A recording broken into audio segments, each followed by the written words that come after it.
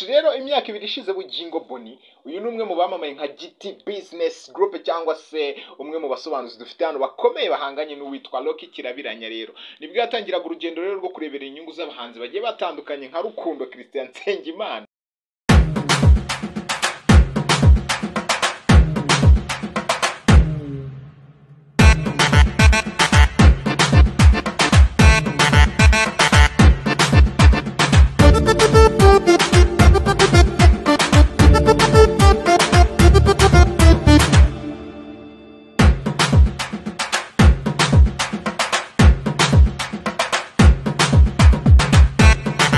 Reka twongeye tubasuze kandi dukomeze kwishimira kuntu mukomeje kubana natwe umunsi ku munsi kabisa. Murabizi ni Junior Kevin ariko igitangaje hano ndi kumwe n'umwe mu bakobwa tugiye kujya tubana umunsi ku munsi. Akaba ari umukobwa mwiza w'inzobe wambaye umweru urimo urambwira ngo bivuge oyaze kandi nari kubivuga rero nagiye gukora amabara ariko rero ndi kumwe n'umukobwa mwiza hano tugiye kujya tubana rero mu biganiro bya Showbiz in AD Group. Like subscribe kugira ngo dukomeze tubane kabisa.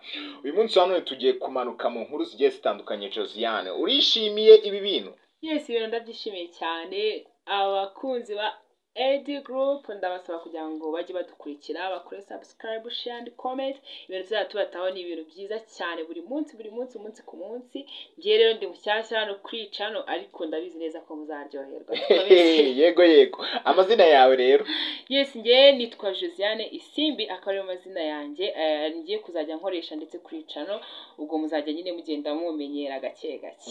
Yeah, thank you so much. Rero imyaka ibiri ishize Bugingo Boni uyu numwe mu bamamaye nka GT Business Group cyangwa se umwe mu basobanuzi dufite hano bakomeye bahanganye n'uwitwa Rocky Kirabiranya rero nibwo yatangiraga urugendo rero rwo kurebera inyungu z'abahanzi bagiye batandukanye nka Rukundo Christian Nsengimana. Uyu muntu uramuzi? Rukundo Christian Nsengimana ndamuzi ariko nawe byaranunguye kumva ko yitwa Nsengimana. Ni abantu bake bazi yuko uyu muntu ari Chris Easy. Ntago wapfa kubimenya kabisa, uyu muntu ni Chris Easy. Yes, rero avuga ko yatangiranye ubwoba muri iri shoramari. Birashoboka cyane ko umuntu ashobora gutangira afite ubwoba cyane bitewe n'ukuntu aba areba amafaranga, akabona amafaranga ni menshi, kuyakorera biragoye, ni haso kugira ngo uzabone inyungu, kugira ngo uzabone icyo, ukabona ni danger kandi ukabona ibintu ugiyemo abandi bantu barabisohokamo. Hasi ubwo ari we wayashora.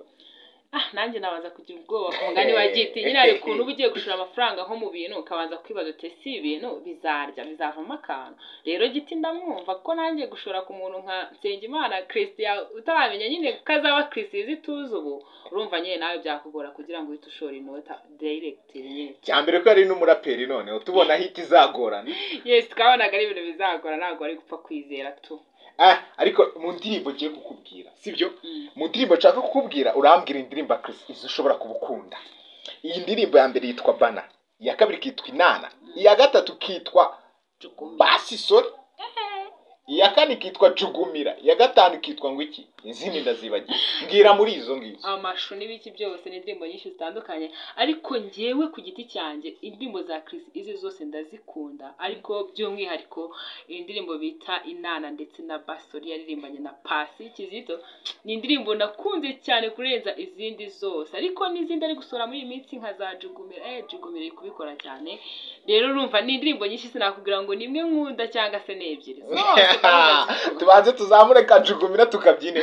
Yes, nari ahubwo gashyiremo vuba. Studio yashya ndakwiyamye. Reka rero dukomeze ni ibintu bikomeye cyane. Nibwo rero Junior GT ubwe yasobanuriraga abanyamakuru bagiye batandukanye dore ko cyari ikiganiro kinini cyaranzwe no kuba Junior GT yirekuye akababwira ikimuri ku mutima kabisa. N'urugendo avuga ko rwaranzwe n'ibyiza kandi nibibi ariko akavuga ko yashikamye ndetse akiga no gutangira gukora ibi bintu. Yes, Junior GT rero yadusobanuye cyasobanuye imbuga nkoranyambaga ndetse n'abanyamakuru batandukanye ko kugira ngo ashore kuri uyu muhanzi bita Chris Easy ari ibintu byabanje kumugora cyane ko atari yizeye ko azavamo umuntu ukomeye nk'uko turi kumubona uyu munsi. Reka nkubwire nanjye nakubwiza kuri aya mafaranga kugira ngo njye kuyarekura mbona ibintu noneho turi kujyamo abantu bari kubisohokamo. Iki kintu kinakomeye ahubwo. Nyine birumvikana cyane noneho kumva ku muntu bita Nsanzimana Nsanzimana Christian ariko urushaka kumva izina ry'umuntu ati Nsanzimana Christian koko nimba urugero yavukaga nk'ahantu nk'epfiriya mu bisheke kandi batari cyara ari nyishora nk'ubu ntago nzahomba tu nibyo rero Junior Giti byamubayeho kabisa. Ibaze ko uno mugabo witwa Richard rero washinze Super Level ubwo yasohokaga muri ibi bintu byo kumanaginga cyangwa se kureberera inyungu y'abahanzi aribwo uyu mugabo yavuze ati none reka ngiye ninjire. Uyu mugabo ni Junior muramuzi mugasobanuye. We yaravuze ati ngiye kwinjira. Kabisa yumva ikiba kibe ariko amafaranga ndayashora. Yani ibintu bikomeye cyane rero nza no kuza gukomeza kureba bimwe mu bitekerezo yahereje abanyamakuru bagiye batandukanye dore ko Junior nyuma yo kubona ko byamuhaye inyungu ase buriya ubona inyungu yarabonetse. Inyungu yarabonetse cyane kubera ko Chris Easy ni umwe mu bahanzi ubu ngubu dufite mu Rwanda barenze bari gusohora imizigo bari kwinjiza imbuga bazitwitse hagashya. Ubwo rero urumva nk'umuntu wamufashije ari kwinjiza nawe ari kuvuga ati ibyo nashoyemo ntabwo byahombye umuntu natayeho amafaranga ari kuyangaruriza izambugamizi Giti yarafite cyangwa zamunge yarafite ajya gushora kuri Chris Easy. Ubu ndakeka ko zashize nari kuvuga ati ntago nibeshye kwa kundi shaka amafaranga agaruka ari kugaruka.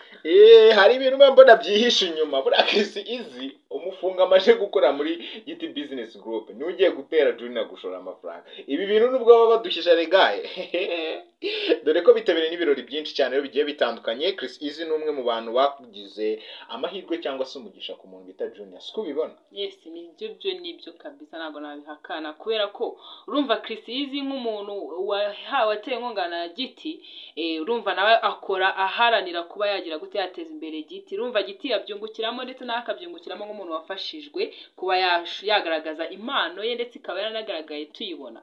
Yes, rero ni ibintu bikomeye cyane bitewe nuko Giti we ari kubona ko byanga bikunda kwiye no kwagura. Ibwe yanitangarije ko agomba kugeza Chris Easy kuri rwa rwego rwo hejuru kabisa. Akaba ari bya bintu rero tuba tugenda tureba hirya no hino hatandukanye uburyo uyu muhanzi Chris Easy ashobora kugera ku ruhando mpuzamahanga. Ese ubona ashobora kugera nko ku rwego uyu munsi wa none tubona hitahi Watch Bruce cyangwa se Bruce Melody?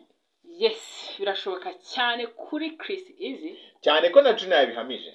Junior nawe yabihamije aravuga ati kabisa uyu musore wanjye ndashaka kumugeza ahantu kure ku rwego mpuzamahanga karenga abahanzi tuzi ko barenze cyane nka Bruce Melody nk'uko warabivuze ati ndashaka ko Chris Easy wanjye nawe rwose yagira ahantu hakomeye cyane. Nekeza ko byanga bikunda Junior yemeje ikintu aragikora kandi bikagenda neza cyane.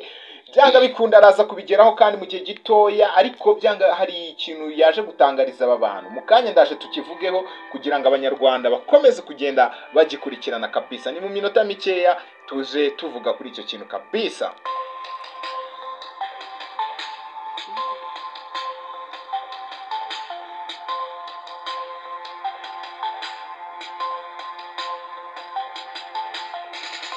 Yes, rero nuko murabyumvishe kabisa ni Junior Giti tukiri kuganiraho. Ikintu yatangajemo ikintu gikomeye ko agiye gusinyisha undi muntu. Yes, Junior Giti yavuze ati ngiye gusinyisha undi muntu ati kubera ko uyu musore wanjye Chris Easy yamaze ubwoba cyangwa se nabonye ko gushora ushobora gushora ufite ubwoba ariko ukaba wagera ku nyungu. Ati rero ngiye gusinyisha undi muntu gusa yanze gutangaza uwo ari we ariko yavuze ko mu mezi abiri ari imbere aba yatangaje uwo ari we. Yavuze ati sinakubwira ngo ni umukobwa cyangwa se umuhungu ariko ndi guteganya gusinyisha undi muntu nkaba namufasha kuzamuka. Ariko Junior Giti Junior ariko ni bazina kuko nurakumva ariko gasani nararyoshye gabisi ibintu si fresh n'ukuntu kango yawe nawe ngo Junior Giti Junior yewe data. Yes, Junior Giti rero yavuze ko agiye gusinyisha undi muntu ariko yagaragaje ibintu ashingiraho ahitamo umuntu agomba kuba yafasha ngira ngo wabibonye. Yes, nibwo rero Junior Giti yavugaga ko agomba kugendera kuri discipline ko ariyo imuranga mbere yo guhitamo umuhanzi nuko we yubaha imyitwarire y'umuhanzi kandi akaba afite impano kabisa igaragarira buri muntu wese. Ngira ngo Junior Giti ibintu agenderaho ni ibintu byiza cyane ni indangagaciro nziza. Yes, ni byiza nanjye ibintu nabikunze ko hari abantu benshi cyane baba bafite impano ariko zitari zigaragara ariko ukabona nta kintu zishobora kuzabyara mu minsi iri imbere. Ariko iyo ufite impano yawe uyigaragaza kandi n'umuntu wese yayibona Junior Giti ahita agufasha ndetse ikindi ubusabwa ni ukuba ufite discipline gusa ufite ikinyabupfura ahantu hose kuko Junior Giti yatangaje ko ari cyo kintu nawe azwiho. Ati rero ntabwo nshobora kuzana umuntu ushobora kuba wakwica izina ryanjye mu bintu bijyanye n'umuco cyangwa se kwitwara neza imbere y'abandi bantu. Yes,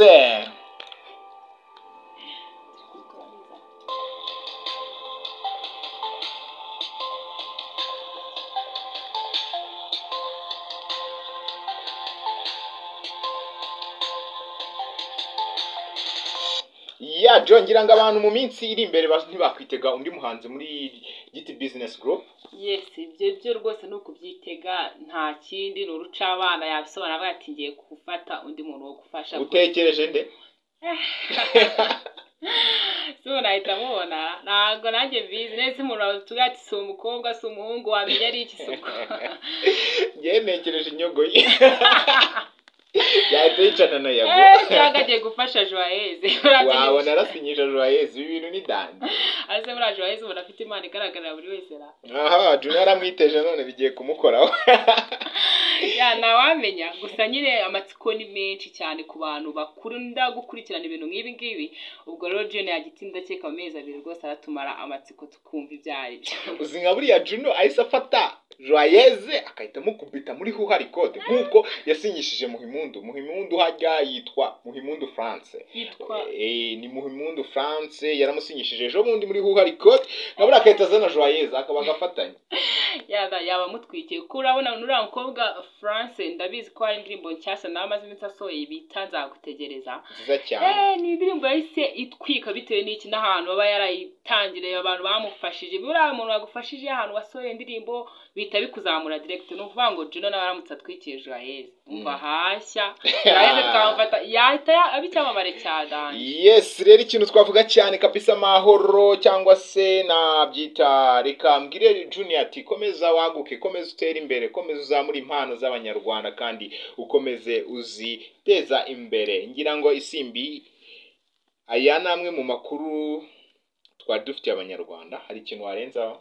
Yes, ikintu narenzaho ndashaka gushimira cyane Junior Giti, kuko Junior Giti ni umwe mu batangiye gufasha abahanzi mu bihe bikomeye abanyarwanda twari turimo bya covid, ariko ntabwo yigeze acika intege. yabitangiye ubona abantu basa nk'abantu bari mu kato niko nabyita, ariko Junior Giti abitangira buhoro buhoro ndetse afasha n'abahanzi nyine nka Chris Easy nk'uko twabibonye.